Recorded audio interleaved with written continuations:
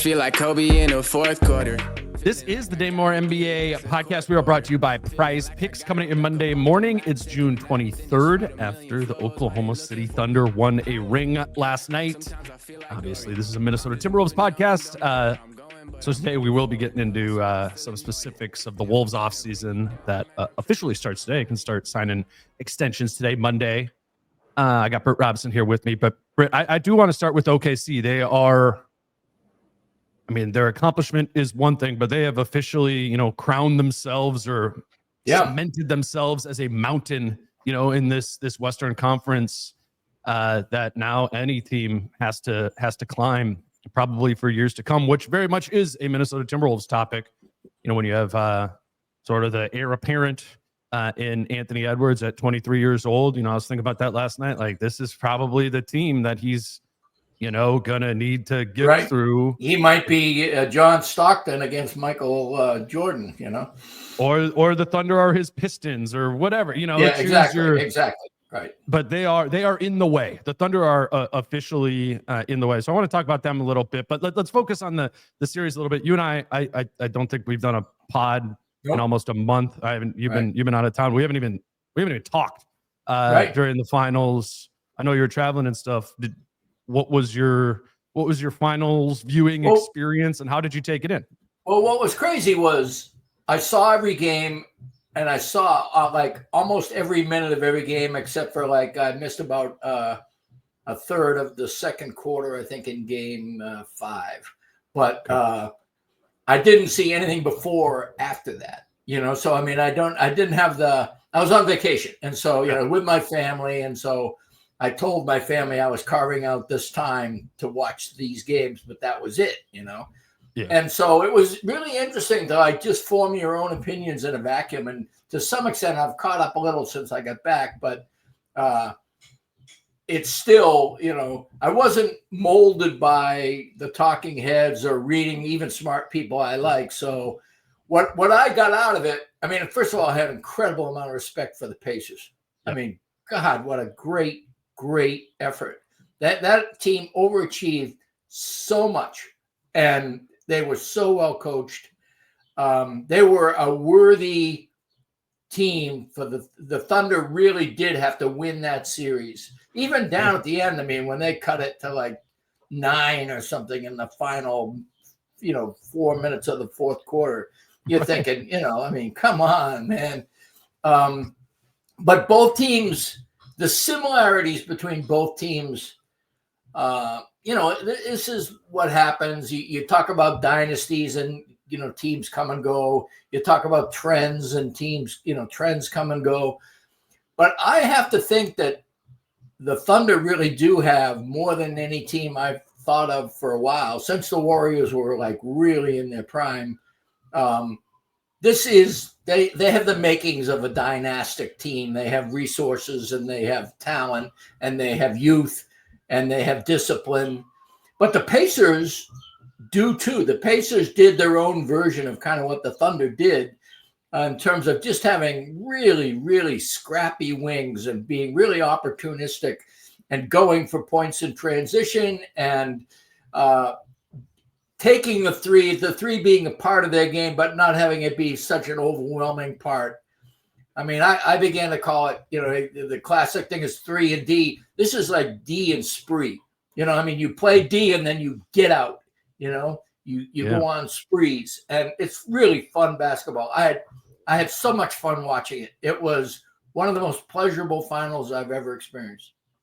Yeah, no, man, I was feeling the same way. And it's kind of, I think it's kind of funny, just given what it happened to be like for us. We're covering the Wolves all the way to the Western Conference Finals, which, I mean, largely for me at least, it makes it even hard to genuinely take in another series deeply, right? We're in Oklahoma City, or we're in LA, or we're in Golden State, and you're just gonna miss a game of a series here or there, or you're gonna lose the through line of it. And I just loved sitting on my couch and just watching 7 games of that series, or even just texting with my friends throughout the game, which I don't normally do, when I'm watching Wolves games or something like that. It was just a reinvigorating, I thought, just like basketball fan experience for everybody who like really, really likes hoops. If you're not totally driven by like the star angle of it, not exactly. that, those teams don't have stars, but they don't have like the soap opera drama star narratives going with it. Really, it was just like good basketball teams, and just to sit down and dig into that and get to know like some players, and their games and some of the intricacies. I mean, I've watched a lot of the Thunder, so I felt prepared on that end, Right. but just going like an appreciation for Nembhard, obviously what McConnell did, like all these different guys. Toppin was largely great until Game 7. I actually think him disappearing in Game 7 was huge.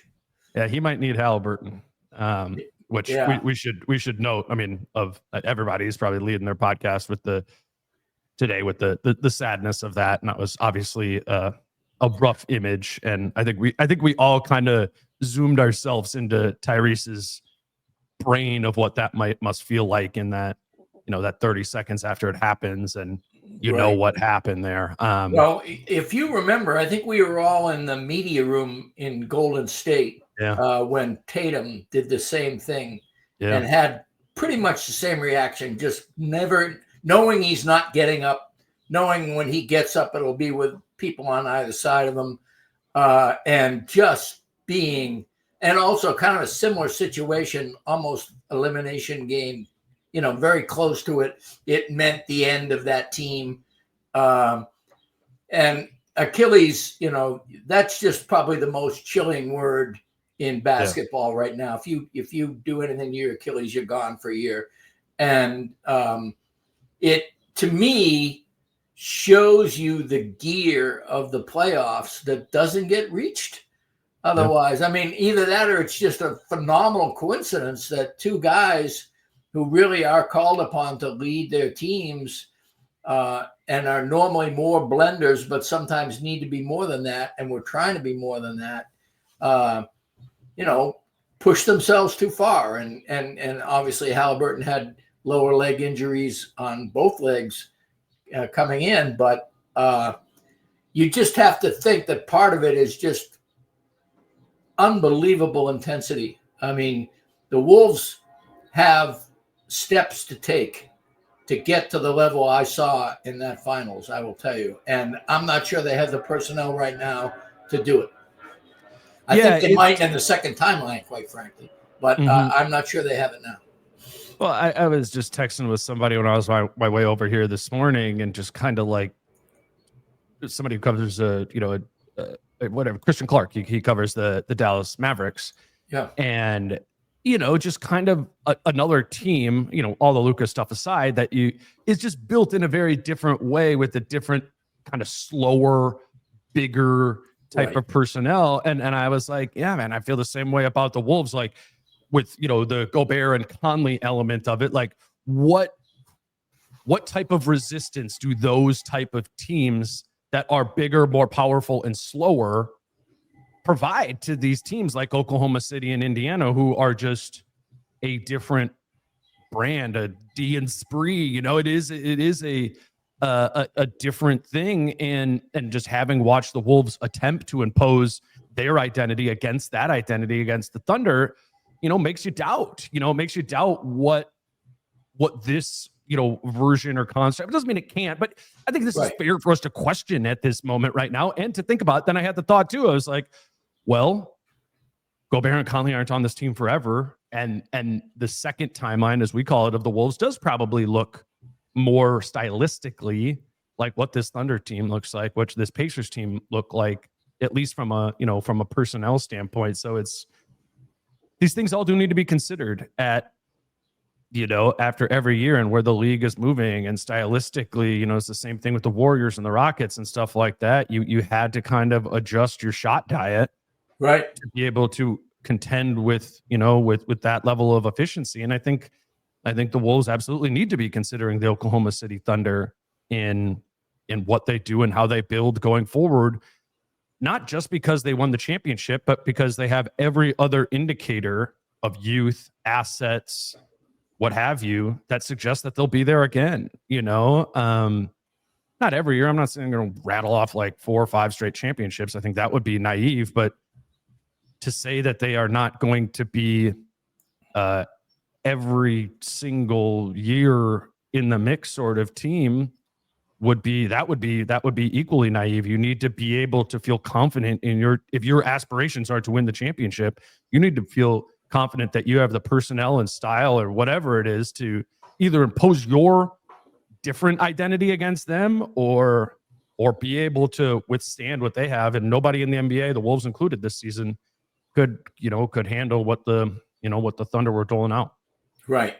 And it is a situation where Finch and Conley, made a big bet on Gobert and got 2 Western Conference Finals appearances from it and have backfilled admirably, I think, in terms of what they can move off of that on. And I do feel like, I know Finch likes the idea of, zagging when everybody is zigging with the skilled bigs idea. But there does have to be, if that's going to happen, I mean, we don't want to get probably too far afield with this right now, but if that's going to happen, Gobert has to be used differently at both ends of the court in ways that may not work. And if it doesn't work, that's an immediate problem. And to a lesser extent, the same of Randle. And so, what we saw, the best lineups for both teams, with the possible exception of Miles Turner, and, it was a shot blocker surrounded by 4 really, really scrappy wings who could mostly handle the ball, could hit open shots, but mostly were looking to drive, cut, and just rotate like crazy on defense. And, there are a lot of elements on this roster, this Wolves roster, that fit that, but the key elements don't fit it, or some key elements don't fit it. And it will be interesting to see how this team leans, whether they come in for one more dip with that kind of mentality, or whether or not they already start to shift by the time October rolls around. Yeah, I would say, for my opinion, it was sounding dismissive of the Wolves or the teams built another way of being able to win. I don't feel that. I actually think what puts the Thunder and the Pacers in that position more so than their style of play is their consistency of effort and execution. Yep. And those things sound easy to like, oh, that's a choice. That's a choice. Well, if it's a choice, a lot of basketball players around the world don't consistently make that choice. Right.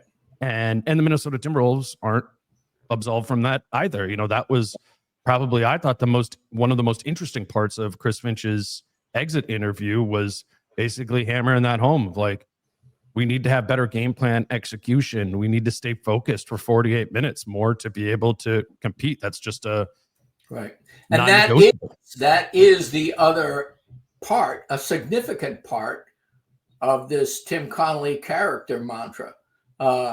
It's good to have great guys in the locker room pulling for each other, so on and so forth. The Thunder have that too, but the Thunder also hew to detail and really, really cover for each other on the court as much as they look out for each other in the locker room or praise each other or want success for each other. The teamwork, the defensive teamwork obviously took a step back this year.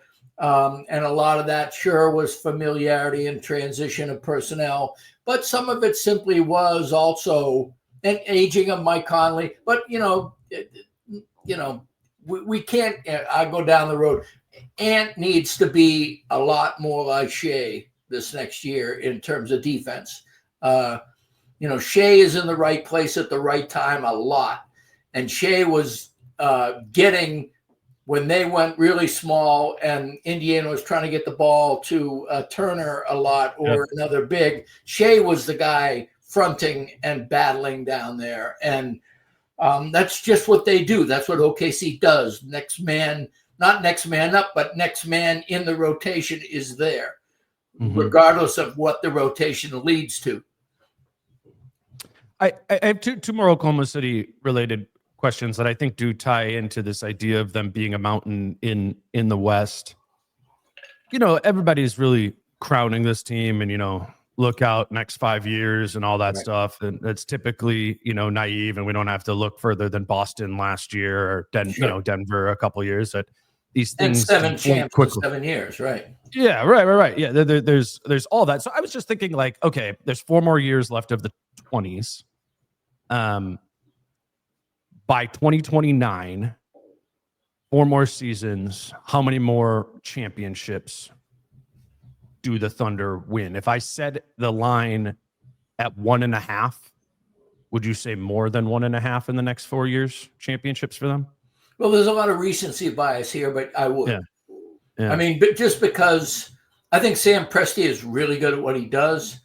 I think that they have a coach and a superstar that as a group are really on the same page. And then the resources. I mean, so many first-round picks. And the way first-round picks in the new work in the new CBA is roster flexibility. Being able to sweeten deals that are otherwise on paper highway robbery by just throwing first-round picks in. You know, you get a player for a C- player, but that team gets 3 picks. Right. And they can do that, you know. And so that you can trade salary for salary. You can trade a C- player's salary for an A player's salary that matches up. And then just, you know, if the team is looking to rebuild, that's the way to do it. They get these picks, and yeah, they have to give up their A player, but they now have an ability to, you know, replenish. And that is a pattern that can work for OKC, because OKC is already, I would say, at least 7 deep right now in terms of, I mean, you know, there's, and it could go deeper. I mean, but I just feel like my boy Wiggins.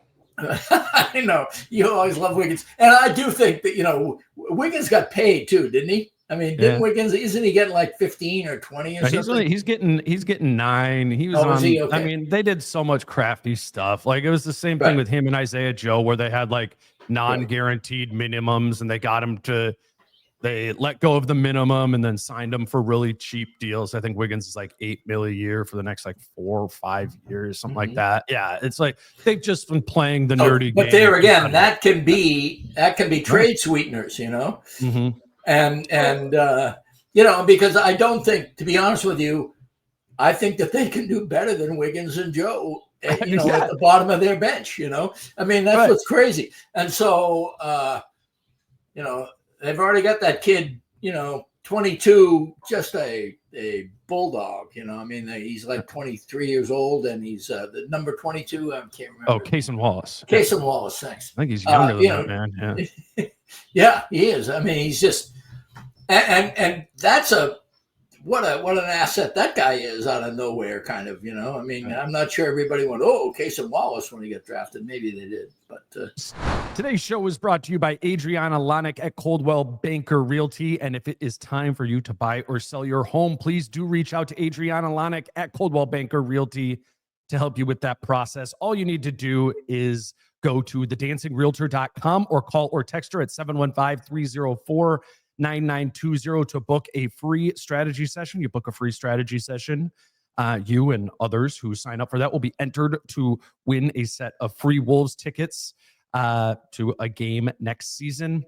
But the biggest thing is, if you are just in the process of buying or selling a home, you need a realtor. It's what's going to help you get the ball rolling there. I know there's a chunk of you out there listening right now that are thinking about purchasing a home. Maybe you're procrastinating it. If this is you, do go to thedancingrealtor.com for more information. Feel free to call or text Adriana at 715-304-9920. Book that free strategy session. And like I said, mention this podcast and get entered to win a pair of free tickets when you book that consultation. Today's show is also brought to you by Prize Picks. And I know the NBA season is done, but there is still plenty of other ways to put a lineup together over at Prize Picks. Maybe you really got into Prize Picks during this NBA postseason and you are looking for additional ways to play. could try out Prize Picks for the MLB, for golf. There's soccer up there right now. There are plenty of ways to play.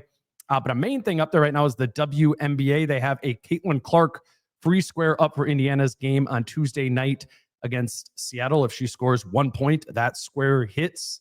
You want to take advantage of these promotions when they are there. You can put together a lineup with whatever other sport, but throw that Clark square in there for over or for more than 0.5 points in the game. This is, again, a fun thing to do if you're watching a game, a fun little way to put $5 on it or whatever it might be. Try out Prize Picks at prizepicks.com or on the Prize Picks app and use promo code Dane and get $50 in lineups when you play your first $5 lineup. So I was thinking about this too, from like the standpoint of what do you do now if you're the Thunder, and you have every reason to be like, we just won a championship, and they do have their entire team under contract again for next season. They're under the luxury tax again next year with that group, and they were under the luxury tax. Not even aprons. We're talking about luxury tax below that, and I'm just thinking of like, so what do you do in that situation if you are in such a great financial situation and you do have such a great team, but you do have the resources in place to like get similar styles of players, but better, and you're C- for a trade. And again, I said it was, once it got to be like a 20-point game, I'm just like texting with my friends and stuff like that. And we're like, well, couldn't they just go get like Derek White? If that ends up happening, like that's a supreme version of all like they could do all that. I'm fascinated just to see how they handle that. I know Presti is a big like don't take shortcuts sort of guy and stuff like that, but what if they lose last night? It isn't the entire narrative of like, all right, you gotta like cash this in to get a 10% better version of Isaiah Hartenstein. Can you find that? Can you find a 10% better version? Can you do a Case and Wallace trade like you just did a Josh Giddey trade for another Alex Caruso? Like they have all of these options, and it sounds stupid to be like break up the team that just won 68 games and went on to win the championship. But that's why I don't think they would ever do that. I mean, you remember what happened last year when it was blatantly obvious that they needed not only rim protection but size in the paint. And everybody knew it at the trade deadline. Presti ignored it. And then he went out and got Hartenstein, who was the absolute best guy for that particular thing, especially when Chet was healthy. And let's not forget that Chet was gone for 50 games. I mean, so I did read a piece this morning in The Athletic. Kelly Iko had a really good piece on Caruso, but also how the style of play goes. And the fact that they don't play their bigs together very often. And it works because they are so much on a string defensively. And so you have Hartenstein, and Hartenstein works against certain teams. He worked less well against the Pacers, but he worked very well, against other teams. And so they have depth and flexibility. And what I think Presti will do is I think he'll use some of the picks he has as deep stashes, young kids who are going to be really good, somewhere else in Europe or wherever for 2 or 3 years. And I also think that he'll get better end of bench guys. And they also, they have big decisions in terms of the fact that the obvious 3 guys to pay are going to be Shea, who's already paid, and then J-Dub and Chet. Is there a 4th guy? Is Caruso happy on the deal he's getting? Is that deal something where a 31-year-old Caruso, how many years do you want to extend that? Because Case and Wallace is a Caruso in waiting, not quite as creative, but really a great defender. All of their problems are luxurious problems. I mean, they are not, there are no holes to fill. There are cracks to caulk that they've been able to get away with. Yeah. There just could be, and the answer here could just be too, and it'd be justified if it was Presti to be like, yeah, we're going to internally develop, Right. Exactly. Because they are. Like Chet is going to internally develop.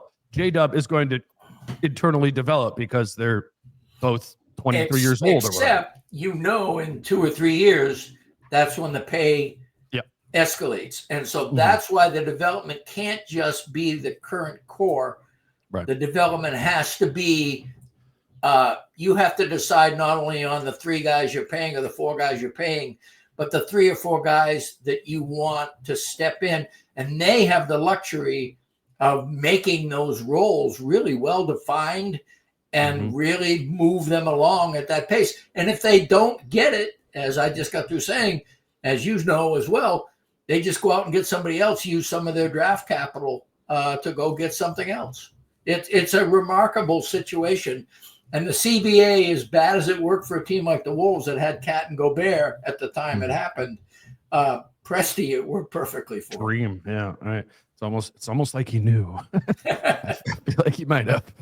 All right, let's move over to the Durant trade happening yesterday. We didn't talk at all, and I did many podcasts. No, I did. Every now and then I did.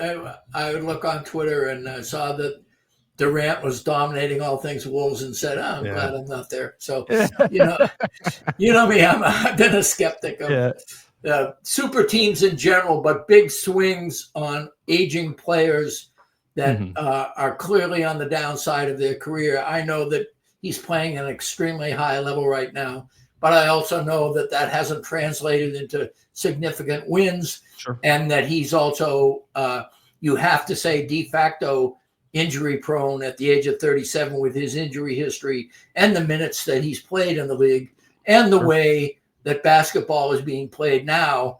I mean, one of the reasons that the Pacers and the Thunder wound up being where they were is because they are arguably the 2 most rugged teams in the NBA. And that's what you need. You need to be rugged to go into June now in the NBA. I thought it was interesting yesterday looking at the offer the trade of what Houston did give, and how in ways it was similar to the Wolves offer. Just like looking at the numbers, like Jalen Green is next year begins a 3-year, $105 million contract. And I'm looking this up and I'm like, oh, isn't that what the contract Julius Randle's about to be on? Like probably exactly, like 30 mil or something like that. Right. 35 mil a year. And then it was Dylan Brooks, the veteran starting caliber wing, not a star, but really good role player. 2 years left on his contract. His was about 20 a year. I was like, that's a lot like DiVincenzo. Right. And then they give up the number 10 pick in that deal as well. I'm like, okay, the Wolves could have given up 17. Number 17. Right. And then it was 5 second-round picks. I think the Wolves could have given up to 4 second-round picks or whatever in their deal. So the Wolves offer of Randle, DiVincenzo, and 17 and 4 second-round picks, I think is fair to say would have been deficient to the offer that Houston, gave for him. But if you put Rob Dillingham in that trade, those same things, you just add a Rob Dillingham on top of it to the Wolves offer, I think that probably does push the Wolves offer to be greater than the Houston offer there. And I know you were anti the Durant trade overall, but I guess for listeners, because a lot of people out there, and I think rightfully so, have a fair opinion to be like, I'm kind of in that camp too, of like, maybe this is something that got away in an opportunity with KD. But my whole stance kind of was with this thing was don't give up too much. And I think putting both the number 17 pick and Dillingham in there on top of Randle and DiVincenzo, that probably would have felt like too much to me. And I think that's just what would have been necessary to get the deal done, just given how those things, at least on paper, seem generally similar. Well, if you remember a fairly lengthy, somewhat drunken discussion in Los Angeles about this trade. I do remember where you asked me microphones. where you asked me what it would take to try to pry out of me after I said no Durant. All right, what would it take? And I said Randle, Dillingham, and the pick. Everything but the DiVincenzo in there. So I would have done that. because, you pressed me to, all right, come up with something, because this say guy something. is not chopped liver after all. He's, pretty significant player. And I thought that was a fair value, but I also thought that in the market it would be laughed at, because I do think that Durant in the market is overvalued, as aging stars tend to be. But I think DiVincenzo and Randle and Dillingham in the 17, obviously for me, would have been too much. I just think DiVincenzo is a really good asset. Yep. And I think that's the point. Again, we're talking about scrappy wings. Scrappy wings are high premium right now. It used to be, 3 and D. Well, he's also happens to be a really good 3-point shooter most of the time. But what I've always liked about DiVincenzo, after acknowledging that he was a great 3-point threat a 2 previous years, and actually pretty much for the Wolves this year, his rebounding and his ability to create chaos at both ends of the court, his ability to gamble mostly successfully, sometimes obviously not, but he's disruptive and he rebounds like a banshee. And I just think that those are the kinds of qualities that no team can have enough of. And Kevin Durant is a unicorn. I'll grant you all of that. But he's a unicorn, that is diminished.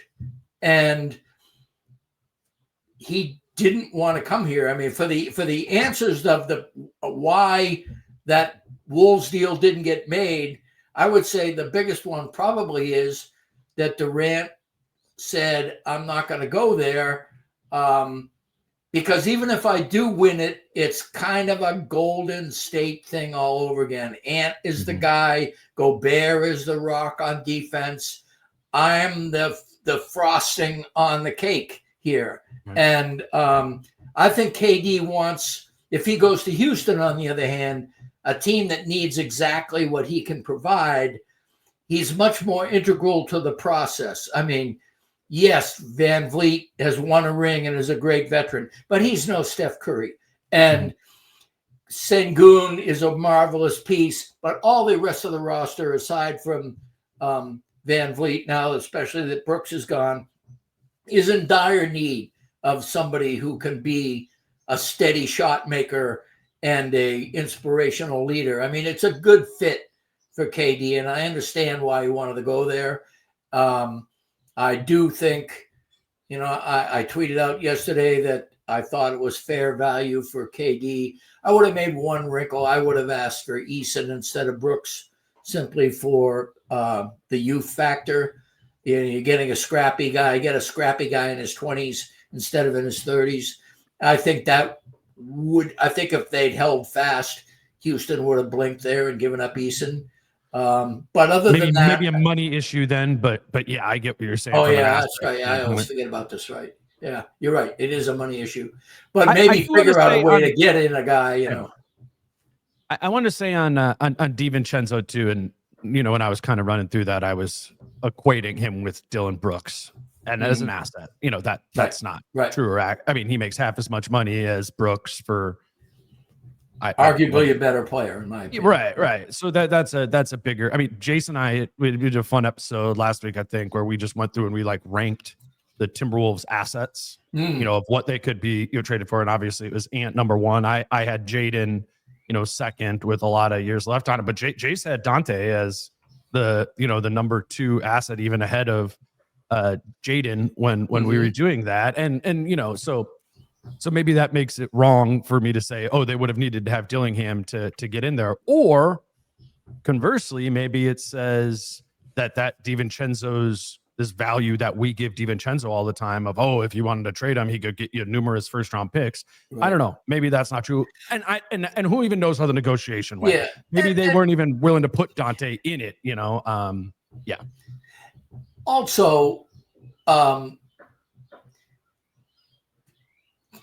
too much can be made out of players liking each other. Liking each other and wanting to play with each other for 82 games in a season are very, very different things. Or being on an all-star team together versus being on a team that, goes all around the country for 6 months together. KD is 37, Ant is 23. That's a big gap. And KD, as much as he had to defer to Curry was also the kind of player that was already established, that didn't mind, okay, you want to be the finals MVP instead of me or whatever it was. Our system can incorporate that. And then we got Clay as a buffer. Draymond is the guy calling the plays in the middle of the floor on offense. I mean, there were so many components to that. And even then, KD got burned because he wasn't central enough. I just worry, quite frankly. I know everybody goes, what do Ant reveres KD, and Ant wants to be the alpha king. That's one of the reasons everybody who says he's coachable, he's great, he's a fantastic teammate, he's a great leader, also says he burns to win and burns to want to be the guy in the moment. And you can see it. I do question the chemistry, the long-term season. By long-term, I mean 82 games and then 30 games in the playoffs. That kind of long-term grind on high-stakes level, especially when you throw in variables like Randle and Gobert, one of them obviously gone if you're getting KD. But there's just a lot of pieces there. And Mike Conley, what do you do there with him?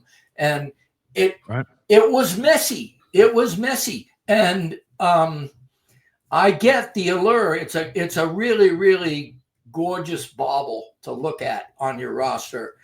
I just am not sure of the fit, never was sure of the fit, and began to realize once I heard KD was really not including Minnesota among his cherished teams to play for, that he knows something. He's been around a long time. He knows what he needs and what he wants. And it made sense to me that he didn't want the Wolves. Today's show is brought to you by Your Home Improvement Company. We know there are a chunk of you out there who are trying to execute a home improvement project this summer, and we would love it if you made Your Home Improvement Company your answer to that project. Right now, they're offering a buy 2 windows, get 2 windows free deal. If you need to get drafty windows replaced, take advantage of that. But the thing with Your Home Improvement Company, it could be the windows we tell you about all the time. They have the bathroom renovations that have a 30% off deal going. But it's really any home improvement project that you have that will be taken care of by Your Home Improvement Company's installed by their certified professionals. I know a lot of you got something that you're working on this summer, and we would love it if you considered Your Home Improvement Company. Whatever the project is, Your Home Improvement Company offers great financing deals that require 0 money down, 0 interest, and 0 payments until 2026. Contact Your Home Improvement Company by calling 866-777-YHIC or by going to yourhomeimprovementco.com. Your Home Improvement Company, where it's your home made better. I think I like the fit probably substantially more than you did. Mm-hmm. But the roadblock that I ran into as I started thinking about this and running through it was the extension for Durant. And I don't know. I mean, we'll circle back to this when we see if he signs the extension in Houston. But it's a 2-year, $122 million extension is what he's eligible for. Right. 60 mil. And I was just going through it, and it's a year from now, if they did do the KD trade and they signed him to that extension, KD would be making 60, Ant would be making 49, Rudy would be making 37, and McDaniels would be making 27. That's just 4 players. That's $172 million. And the salary cap is 170 next year. That it gets for 38, 39-year-old Kevin Durant. Yeah. So I'm saying that's really what I ran into against the mountain of Oklahoma City. Right. Where you got to kind of play the long game. So I that alone, and just knowing that you're signing yourself right back up for the second apron hell that you just got out of by trading Cat, or was the alleged impetus for Right. trading Cat in the first place. And I think if that's your standing and belief about the salary cap restrictions or the spending restrictions that you have, if you're Tim Connolly, it made sense to get out ahead of that with Cat, and it makes sense to not commit to with KD, even for the people who love Cat's fit here, or even for people who think the bobble of KD would be incredible on the court. You have to consider that. Again, let's see what that extension ends up playing out as, because if somehow he signs like a $35-40 million a year extension, okay, now we're talking about a different thing where the Wolves can you get KD plus Nas for $60 million? Mm-hmm. If that's the case, then sure, maybe do sign me up for that reality. But I didn't have Nas in that $172 million option right there. So there was, I don't know, whatever would have happened if it would have played out with the Wolves, we would have seen, and it would have had some upside, and it would have had some downside. But I think by not making the trade, that downside is dodged. That said, that's a hell of a team that was already ahead of them in the standings. Yeah. In Houston, had more wins than him this season without KD. I don't. They're maybe not a mountain like Oklahoma City is, but Houston's still loaded with assets. That's a team too. I don't want to hammer this because I know the one-loss record was 3-17 without KD on Phoenix this year, but I will just say that Brooklyn and Phoenix thought they were going to win a championship. And they thought the reason they were going to win a championship was because they got Kevin Durant. And they came so far. I mean, you could argue that foot on the line in Brooklyn, fine. That's legit. That was a year when perhaps it was an opening, but it just getting swept 2 of the past 3 seasons and then not even making it after that, that's rough. And whether it's because he was injured, or whether because the fit wasn't good, or whether because all of a sudden you had too many of this redundancy, which, by the way, was one of my big arguments against Ant and KD too, is there's a lot of redundancy there. I just feel like, could you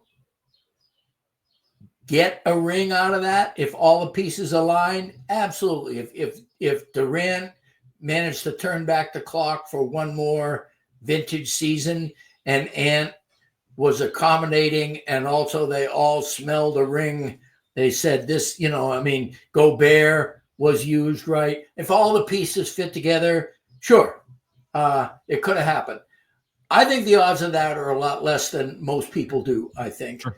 And I also think that even the people who think that they have a good chance are talking 50-50.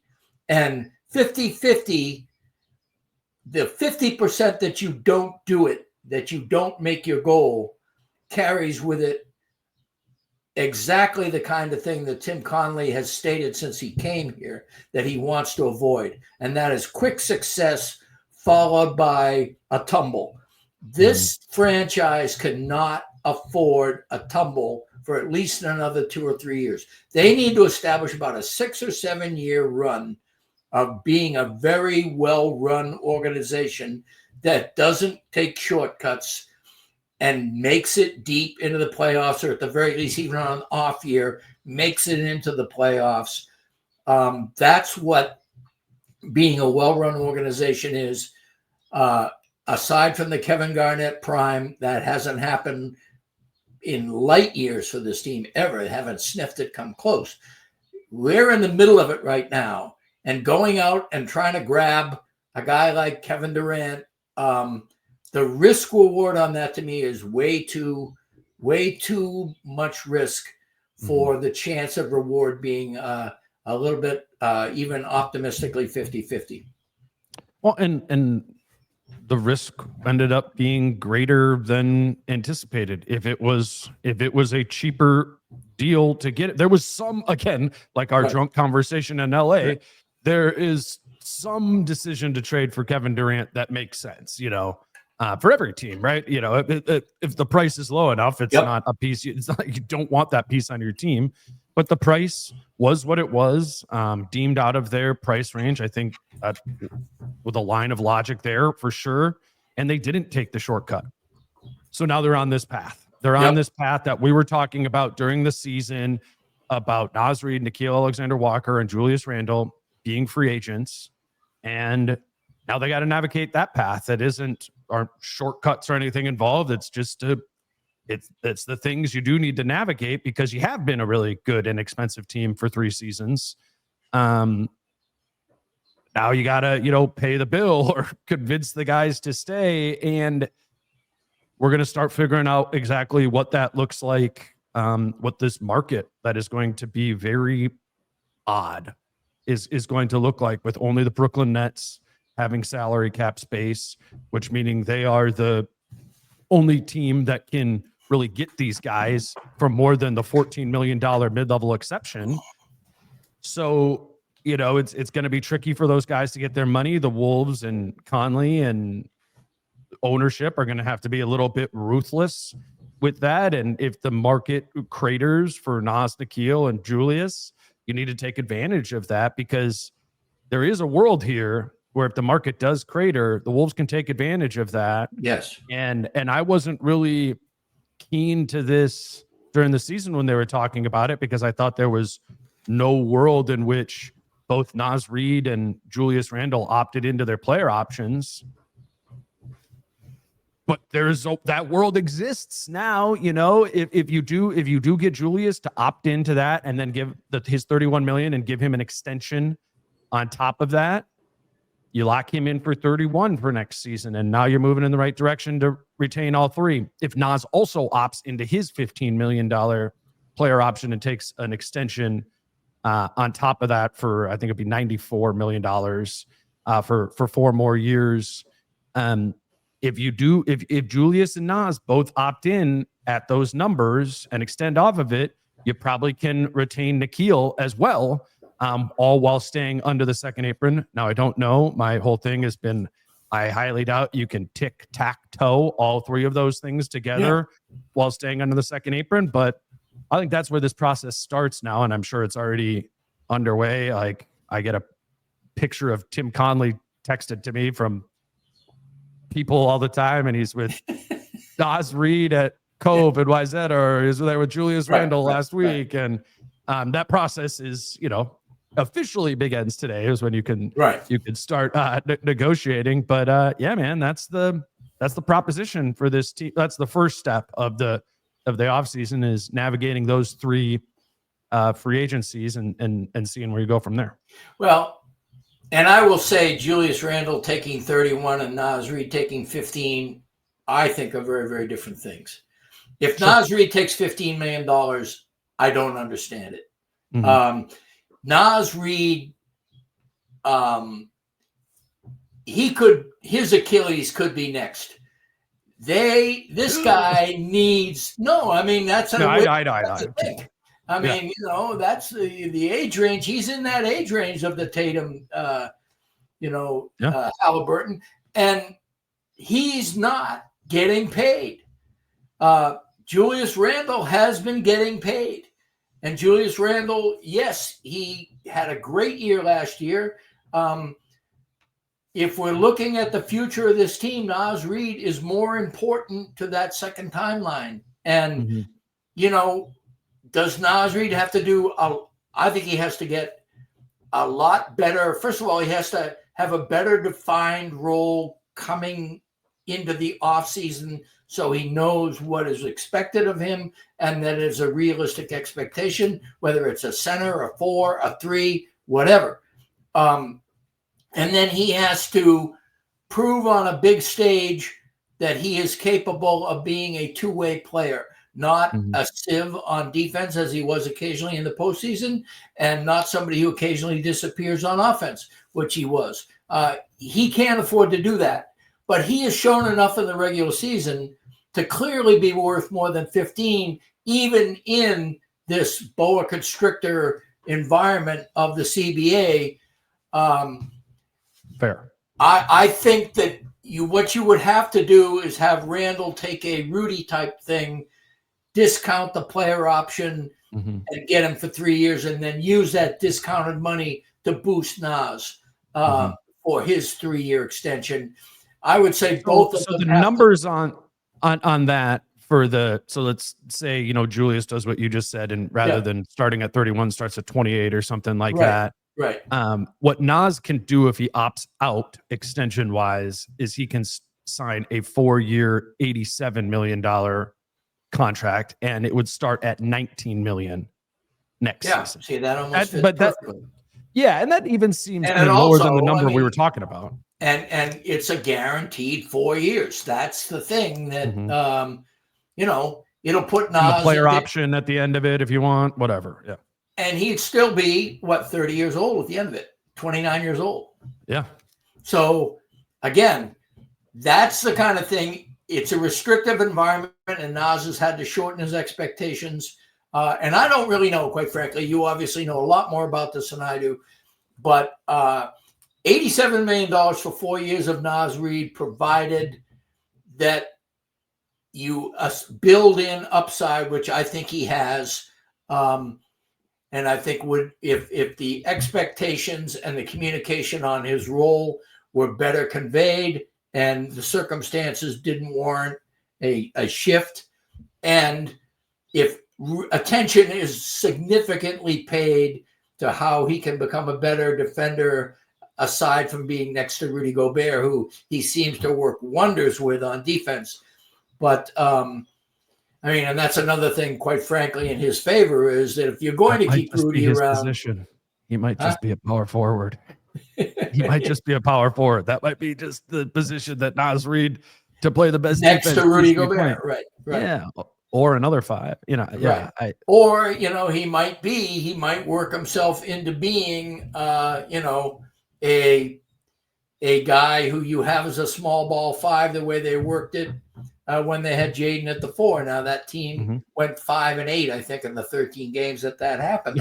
It was tough competition, but still, it was fun to watch. Not so much the results. And so, but the point is, it's the ABCs of general managing, and I'm sure Tim Connelly has had hours and hours of much more intelligent breakdown of this than we can provide. But conclusions are being drawn, and that's why the photos you get of Conley with Randle and Conley with Nas, that's what they're about. They're about working the context into the minds of these players. And, by all accounts, Tim Connelly is brilliant at this, because I think he is genuinely compassionate about his players. They know, by the way, he keeps tabs on them and in touch with them throughout the regular season. He's notorious for being somebody who maintains contacts with players he used to, have. He is known as a good guy general manager, and he cultivates that image. And that's important, really important in this particular circumstance, where you have players who are going to have to take less than their worth. That's just the way it is. Yeah, and that's just the market. And I've said this a million different times. And some of these numbers that we're throwing out now could prove to be stupid if somehow this market works its way out to play out more like a true market. And I don't see it. How do you do it? I don't either. I mean, we need to be signing trades, and we need to just be the crazy summer of signing trades, and that just becomes how it works. But the Wolves have the right of first refusal on a sign and trade, right? It needs to make sense for the Wolves to sign and trade Nas somewhere, What? And when are they below the second apron? The Wolves? Yeah, isn't that going to be a real crucial part of any kind of sign and trade? If they're currently technically in the second apron still, right? Yeah, well, it's now the year is flipping over to a new. When does that happen? When can they? Is that July 1st? Is that why July that's talked about? Okay. Yeah, but you have the options. I think Nas's option is the 27th. Has to decide by his player option by the 27th. I think Julius is the 29th. Great. So it's that's going to be a fascinating 4 days. But let me clarify something on the aprons and the being hard capped at them. They can sign and trade out a player and not be hard capped at an apron. If you acquire a player in a sign and trade, you are hard capped at the first apron. Okay. So that was, I mean, and initially when I was going through it, I'm like, how the hell? Because I just thought sign and trade equaled hard capped at the first apron. I'm like, the Wolves aren't going to want to be hard capped, but that's not what it is. The Wolves could, if a team was willing, if Nas's number was a lot bigger and they knew they weren't able to tic-tac-toe Nas, Nickeil, and Julius all together, and some team is hungry for Naz Reid and is willing to give up assets and or players that are substantive, that could make sense for the Wolves. But the point is those teams are going to need to make it make sense for the Wolves. Otherwise, the Timberwolves can keep Naz Reid in this jail of sign one of these extensions, opt in for 15 and sign 494 on top of that. So you're up to 5 years, 109 total. There you go. You got your $100 million contract, or do the 487 deal where it starts at 19 next year. I just don't know exactly how this is going to play out, but it's long been my hypothesis, even before it was relevant to the Wolves, of once I started to get used to this second apron sum of the group of players that are going to get screwed by the second apron are the guys that are the good players, not the great players and not the scrubs. Remember how when Ricky Rubio signed that $14 million trade and it was traded 3 times on it, or Gorgie Jang was on a $16 million, and those were just the contracts that were just being traded around. They were the salary filler in every single deal. Well, I think that class of player is now being screwed in a different way. Yep. Of just not even going to even get that, the equivalent of the $16 million that Gorgie Jang signed for 8 years ago is probably 22 right now, the exact number range we're talking about with Nas. So I think that group is going to get screwed. And this is not, Miles Turner is in the mix here too. There's a lot of guys like that who are more than mid-level exception guys, which Nickeil's probably right at that level. I don't know. I'm fascinated to see how it plays out with the Wolves, of course, but around the league, this is a market we haven't seen before. Absolutely. Today's show is brought to you by Falling Knife Brewing Company. And because Britt and I are about to talk a little draft, we want to let you know that Falling Knife is holding a draft night party this Wednesday night from 6 to 10 p.m. for the first round of the draft. If you love the draft, or if you're even just wanting to get back out there, watch the draft with a group of Wolves fans, Falling Knife is your spot on Wednesday night.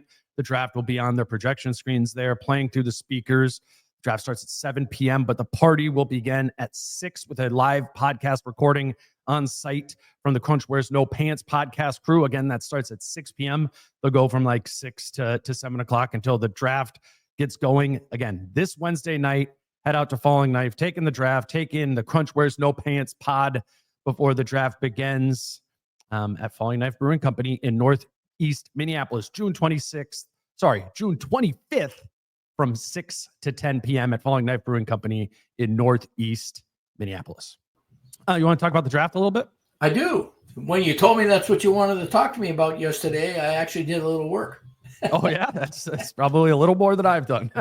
I had Tyler come on and he's a good dude. Yeah. Well, maybe I obviously didn't hear it, but I've got some names. I'm kind of curious as to whether Tyler mentioned any of them. Yeah. No. Fire away. You looking at around 17?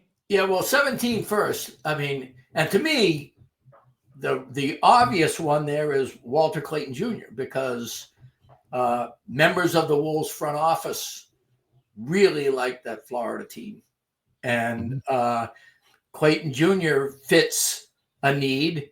He's a combo guard, but leans into being a point guard. He's 6'2", 199 or whatever. Not not a beefy guy, but bigger than Rob Dillingham, and is 23, 4 years older than 3 years older now than Rob Dillingham, and was a big shot maker. One of these guys that was not afraid to take a big shot. I looked at the film on him, and I understand, it was a high caliber, obviously They won the championship, so the highest caliber basketball you can play in college. And he looked like the leader of that team. So a lot of things add up there. I don't know, I think his draft slot, from the few things I read, Sam Vincini at The Athletic and a couple of other guys I just randomly Googled on, on Google. But I do think that would be an obvious slot player mix of, how all that comes together. And then let me jump in there real quick. Okay, sure. I just had this thought a lot during the playoffs, but particularly the finals, of like, man, couldn't the Wolves use an Andrew Nembhard? Oh, and his brother's in the draft. right, yeah, a little bit different of a player, as I understand. I know, but yeah, he is. And I don't know enough about Clayton. Haven't done the work to but he's not that.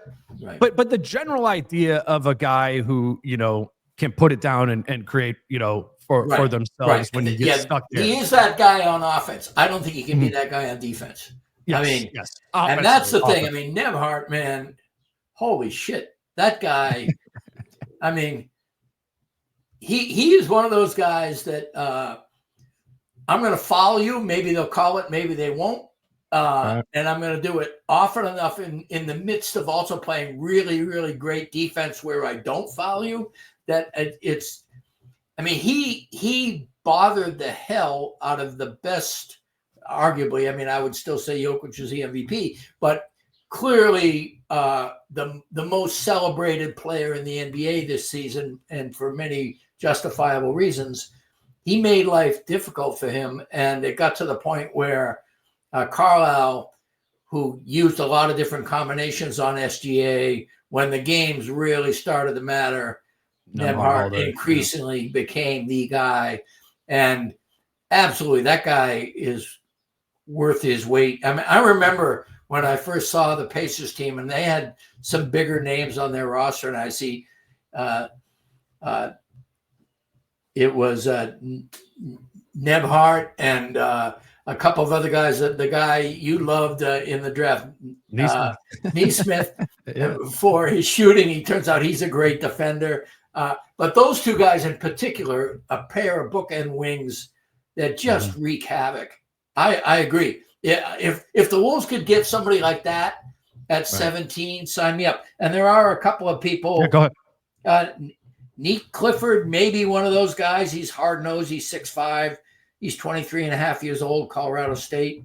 A guy that I mean, this is, I'm not even sure if Vincenzi had him in the top 80 or whatever.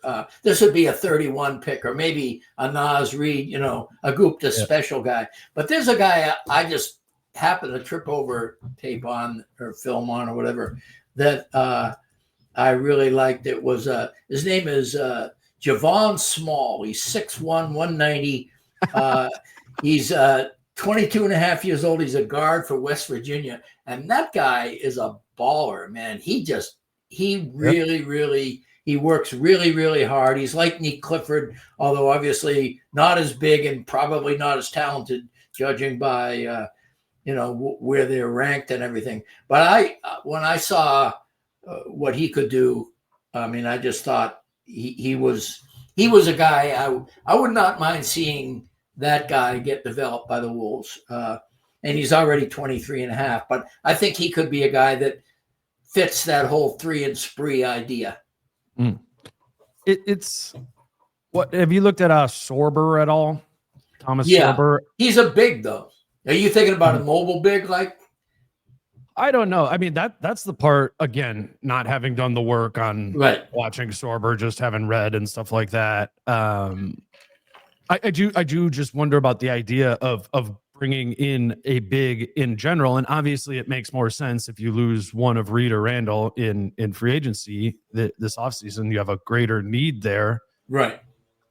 I wonder, kind of like with 19-year-old point guards, of how much, if Reid or Randle leave, does Thomas Sorber even fit that hole that you currently have. Right. And that's probably not even what you're drafting him for. You're drafting him for the long term, but it's just, I don't know. I guess I'm still in general adjusting my mind to covering a team that is approaching the draft with less so just trying to get a good piece, like a good asset, a good development guy. And instead, also kind of being like, ooh, Clifford is 23. Like, I'm doing the opposite thing of what I used to 10, 15 years ago with Wolves drafts. I'd be like, why would they take a 23-year-old? It is kind of the opposite there. So with Sorber, just as a big, I'm struggling to wrap my head around fit in the context of what I understand this Wolves team to be, but that also comes with not knowing. And I do think that Conley is so good at this, but Shannon was the perfect high floor 23-year-old guy, or 24-year-old guy, as it turns out. And I think they could use a couple more of those. I mean, I really do like the idea. I'm with you on the fact that give me what you're talking about when somebody's in their early 20s is high floor guys. Otherwise, they would not even be considered. You draft teenagers because you think they have a high ceiling. You draft 23-year-old guys because you think they have a high floor. And right now, the Wolves need high floor guys. And one guy I thought of is this guy. He's 21, Adu Theroux. He's 6'6". He's a wing from Arkansas, and he was another guy that impressed me. Just guys who just look like they're ready to bang and ready to create chaos. I think are. And another guy that is kind of, he's 6'8", 232. He's listed as a big, so he might be kind of like a maybe redundant with Nas or Randle, but Rasheer Fleming, from St. Joseph. Another guy, again, I did 3 hours of work, so I mean, I'm no expert, of course, but I mean, I don't think it's hard to see guys. I don't think it's hard to see what pops, and know, we watch enough basketball to know, hey, that guy's doing something compared to his peers that looks like it could be, if not sustainable, workable in the NBA. And so, in the draft, looking at 17 and 31, I mean, the guys who could slip, like Danny Wolf is a 7'3" and D, 5 and D guy, probably from Michigan. Cedric Coward, who didn't play very much, but people just rave about. Tyler loved Coward. Yeah. Apparently, he's so smooth. He does everything really right. So he probably won't slip to 17. And then Colin Murray Boyles of 6'6", 239. So another beefy guy from South Carolina. Maybe another Randle prototype. But I don't know. I mean, the guys that you get weirdly excited about seeing somebody for 20 minutes. It's a weird science, So, although I will say that Desmond Bane and Jalen Williams are both people who popped for me, and I said in the year they were drafted on both, I would like to have that guy on the Wolves. So I'm probably overly emboldened by a couple of predictions that turned out right, and I have not forgotten the AJ Griffins of Ohio State that I wanted the Wolves to take in the lottery, who's never seen a minute, I don't think, of NBA action. So, or my Onekwo Kobe over and you still got the name. You did like on purpose, man, because that's the way he deserves to be named in this contest. But anyway, the Atlanta center, who was actually a very good player, but not top guy over Ant and LaMelo Ball in the draft. So I was listening to Zach Lowe last night, and always a good thing to do. Yeah, much like you and I, he would not claim to be somebody who's following the draft at all during college during the season, and he was talking about how, as not a draft guy, Jalen Williams was one of those guys that the first time he started watching Jalen Williams play right away that rookie season, you were like, huh? Wait, why did this guy go late lottery? And And I think like I say that to mean that's the player. Obviously Jalen Williams, but you know how that happens? That happens to us every year. And I'm like, hey, dude, did you like, it's the first week of the season and it's like, hey, have you seen this Jose Alvarado guy? Whatever. Like those guys that you want the immediate pop guys that, maybe they don't have the ceiling or whatever. And that's why they were drafted a little bit lower. Obviously J-Dub has shown to have that ceiling, but again, much like Terrence Shannon Jr., where the first time I watched him play at Summer League, I was like, yep. Okay. Right. Like I can see that in the rotation, this year. And that's to your point, much easier to find or to have that reaction when the player is 22, 23, 24 years old. Like, yeah, I mean, we were talking about that with Bane right away, that first season. So I think my biggest thing is no shade to Leonard Miller, but I do not want them to draft another Leonard Miller. I do not get the logic. I understand that. And I do think, and for that matter, as much as I love Josh Minot in those early years, I don't know. I mean, I often thought that Chris Finch was too strict about his lack of discipline. And having watched the Pacers in OKC in this last round, I have a new appreciation for discipline. And Josh Minot needs to be always doing the right thing on the court if he's going to get any sniff of minutes for this team. And if he doesn't, he should be gone. I mean, as talented as he is, and he always found himself in the right place at the right time in chaotic situations, but in non-chaotic situations, he was getting burned. And that's the downside of that. And Leonard Miller is the opposite. He seems to be a pro forma player, but I don't know if his overall skill set, the complexity of the skill set required in the NBA is there for him beyond being like an end-of-bench role player. And there's no shortage of candidates. I will tell you, the finals also made me more of a believer in Jalen Clark. I just think that guy, that's what you want. You want a guy, if he can continue his shot mechanics and develop a little more confidence in taking the shot when he's open and continue to play turnover free and continue to be disruptive, almost 94 feet all the time, put him in the rotation. Yeah. Put him in the rotation. Put Terrence Shannon in the rotation. I mean, let's go. Let's play 3 and spree sometimes, at the very least with your second unit. Yeah, and that gets us back to the tic-tac-toe of Naz Nikhil and Julius. And if you do hit all 3 of those and retain them, then we're having that same. Well, ironically, Nikhil fits 3 and spree better than anybody. That's true. Yeah. And at the same time, he's going to get $14 million, and the Wolves cannot pay him $14 million unless you want to punt one of those bigs goodbye. And I mean, unless you really want to be right up against that second apron, right? Yeah, no, but this is relevant to the number 17 pick of that's $4.2 million next season.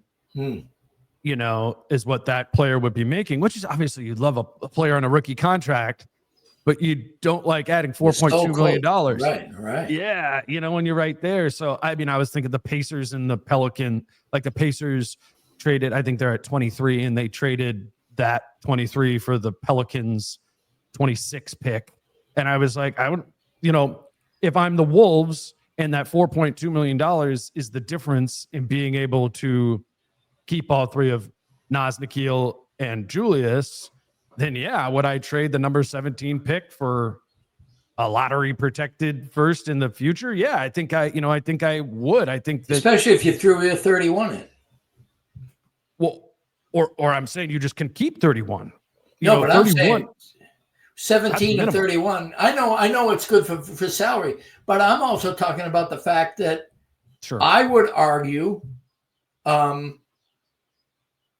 aside from my worries about Dillingham being able to play the D part of D and spree, the only, thus a point guard, I don't think this team is hurting for semi-long-term depth. I don't. Yeah, no, I guess then, that if we play that one out, if you did trade 17 out into the future for a future, it would also just be nice to go to the trade deadline next season and be like, we have a first round pick to offer. If you drafted 17, you don't you don't have any first that you could offer there. I think there's a perk to that, but maybe that's what you do then. But that's what I mean. 31. 17 and 31 maybe get you 12 rather, or a team maybe that is going to get, And then that's like $7 million or something like that. Yeah. So it all starts like on their whiteboard, right. of the tree starts with, did we get all 3 of the free agents? Did we get 2 of them? Which 2 of them did we get? And then you kind of go from there. Because if you can only retain 2 of the 3 free agents, then right. use 17 on Nick Clifford or whatever, and you have now you have another spot in your rotation available. And maybe that's some Jalen Clark and Terrence Shannon Jr., but that would leave like the 10th man spot in the rotation pretty open, whatever, So I don't think it's we can definitively say like this is the right path to take that, because we don't even know where the paths exactly and start. Two quotes from Tim Connelly that I really have kept close. One is, exactly, it's got one phone call can change everything. Yeah. I mean, and so you have that, and you also have, it's not a linear progression. You don't basically say this happens, so therefore this will happen, therefore this will happen. There are zigzags in this progression, and sometimes there are wide circles in this progression to get where you need. The Randle acquisition was a wide circle to get there. It was not a linear progression. And a phone call saying, hey, if you do a Nas sign and trade with me, we'll give you this. And this happens to be great. It could happen. Sure. And their antenna is out for exactly that. And I have faith in this organization. It is a rare thing to be able to say, and I've been able to say it for 3 years now. But we don't know what's going to happen. I mean, that should be the coda for this entire discussion to some extent. I mean, we are in the offseason. And the offseason, the NBA offseason is always so incredibly dynamic. It's a lot of fun. What I find to be so much fun is exactly what happens to make everybody who's just yapped for 3 weeks straight look stupid. I mean, it really is kind of ironic that we all dare to open our mouths and talk about, well, this and this and this will be this. No, it won't. It'll be something we have no idea. Yeah, you just got to open up loose possibilities and talk about the loose possibilities with all the grains of salt that are there. I do, to the antenna analogy, the antenna can now be up because they didn't do the KD trade, because that thing goes down, and you put it away and you put it in your pocket. Yeah, you've done your thing. Have the direct. Right. Yeah. So now they're open. I mean, it's not like they have a ton of assets or a ton of flexibility or anything like that, but if there's a needle to be thread, they have a greater ability to do that now. And they do have a lot of valuable components, I think. Sure. With the exception of Ant and probably Jaden, nobody on this roster is untouchable. Yeah. And that, that's not to say that they could or should be traded necessarily. Well, they could be traded, but Tim Connelly will make a determination. I hope that what I hope is that people saying, we're in the Final Four 2 years in a row, all we need is one more chimerical piece to turn it around. It's not linear. It is, it's a blank slate every year. And to your point earlier, which I think is something everybody should keep in mind, if this team dedicates itself to better execution, grows up and gets mature in certain ways, uses the existing personnel in ways that will require both more effort and more discipline to use them in that way, there is perhaps at least 50% of your final piece right there. And then, who knows what you get after that. But this team made the Western Conference playoffs 2 seasons in a row, very clearly did not deserve to be in the finals either of those years. But the way they got there was very different. The league looked very different in both of those years. The league will look very different next year. The Wolves will have a blank slate next year. It's not linear, and a phone call can change everything. People are going to love that. Didn't deserve to be in the Western Conference Finals. They didn't. Come on. I mean, they went to the Western Conference. They didn't. Oh, I'm sorry. Is that what I said? Sorry. I meant NBA Finals. Oh, yeah. Okay. Okay, sorry. Yeah, I was like, oh, correction. A little harsh about the conference finals. They deserve since they were there. But I do even take that point though. Or the point we've been making this whole episode, starting with OKC, is like there is a gap to be filled between where they currently are, wherever you see that to be, and where the Oklahoma City Thunder are and will be going, and you make up that gap by nailing all this shit that we're talking about. Exactly. And this this front office is as adept in their abilities to be able to do that as any front office in Minnesota Timberwolves history, and probably in the league. So we'll see what starts happening. We'll see if we get any sort of Reid Randle extensions this week. It's crazy. The draft is in like 48 hours, and we'll keep rolling with that. Do you think they're going to do a press conference or anything tomorrow? A pre-draft? They usually do something, right? Oh yeah, I forgot about that. I haven't heard. I think so, because I haven't heard anything on that either. Probably because we talked to Tim. I don't know. It would be Tim. I guess it'd be Tim Connolly, who it would be. But we'll definitely talk to Tim Connolly and whoever else on draft night on Wednesday, and we'll both be at Thursday. And Thursday, yeah. It's actually the biggest night of any of the teams. So the Wolves, they have the first pick on Thursday night. That's true. Got to get there. Got to get there early. Eat our pizza early. Appreciate you doing it, with me, man. I will. I'll see you at Target Center on Wednesday night. Sounds good. All right. We have more coming up this week before the draft. But until then, he's Britt. I'm Dane. Peace out. How I'm feeling, man, I hope it never stop, yeah. Green and hot so you can find me in the crowd, yeah. Don't let standards ever bring you down, yeah.